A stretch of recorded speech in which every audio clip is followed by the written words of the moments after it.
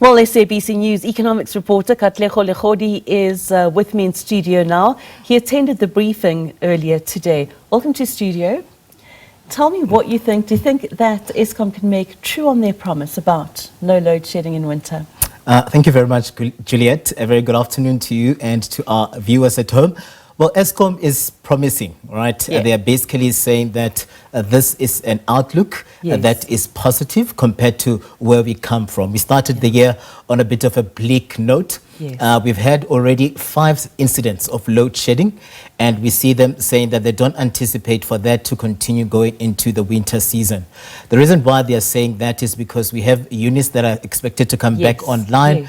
Some of the power stations like your Kusile, Midupi, your Kubek, they've been doing well. You know, the concerns would be around the unplanned losses. And the unplanned losses, we see them actually budgeting to say that if we see those unplanned losses go beyond 13,000 megawatts, that is when then we'll see load shedding being implemented at stage 1, at most stage 2.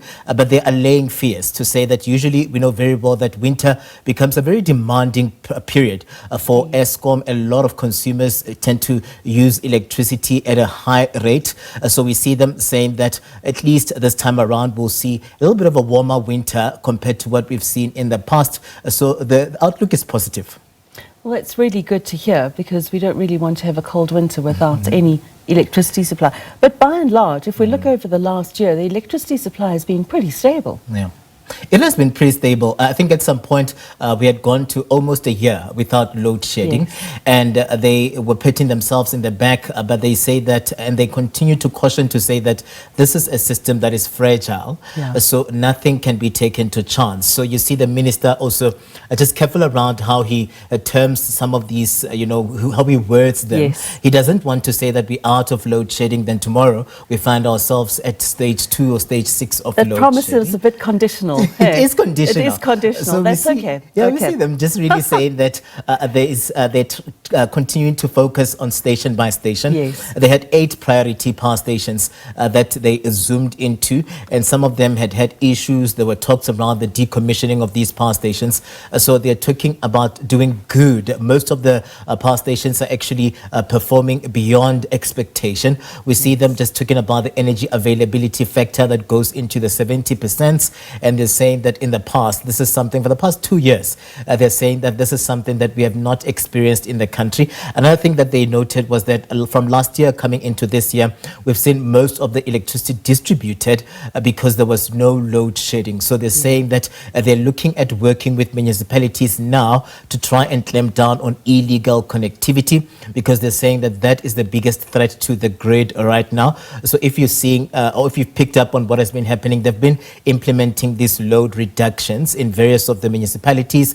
So we see the group executive on distribution, Mr. Monde Bala, just giving us a sense of the provinces where they're seeing this high implementation. You would have your Gauteng is one, there's Mpumalanga, there's Limpopo. So these are provinces whereby they're currently experiencing high implementation of load reduction. They're saying that there's a plan. The minister actually at this briefing gave us a sense of what they're working on in terms of infrastructure, working with municipalities to say that they have ramped up the rolling of this meter installation. They're looking at that, curbing the illegal connections, but at the same time they're imploring to the public to please do good, buy from secured vendors that are recognized by Eskom. They're also saying that clamp down, do away with the illegal connectivity or connections that tend to put the grid under pressure. So we see them saying that they're looking at really attending this in all facets. It's all hands on deck there at Eskom. They don't want to drop the ball, and the minister even saying that they're looking at just the morale as well. They're saying it's also an issue around the workforce within Eskom. They need to ensure that everyone is on this point of turnaround, because that is what they're implementing as the plan. But we see Mr. Dan Marokane saying that it's not going to be an easy one, turning around an institution that has been battered by years of some of these shortcomings shortcomings and challenges, it's not going to be an easy fit, which is why they've roped in the public to say, please help us as Eskom so we safeguard the future. Bring your end. Yeah, the future of the grid. But also at the same time, one thing that was notable was the minister giving us a sense of the Energy Regulation Act, the amended Energy Regulation Act that now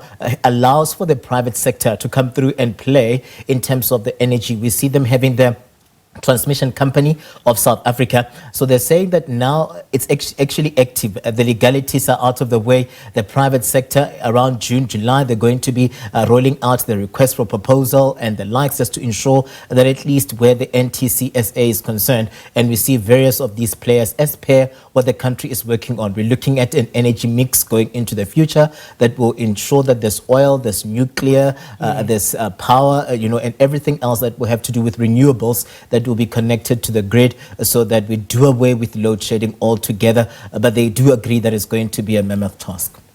I so appreciate your time today and giving us all those facts and figures and numbers, and crossing fingers that we don't have load shedding in winter. But I'm sure we'll catch up with you in the next few weeks. Well, that was SABC News Economics reporter Katlego Legodi on Eskom's winter power supply forecast.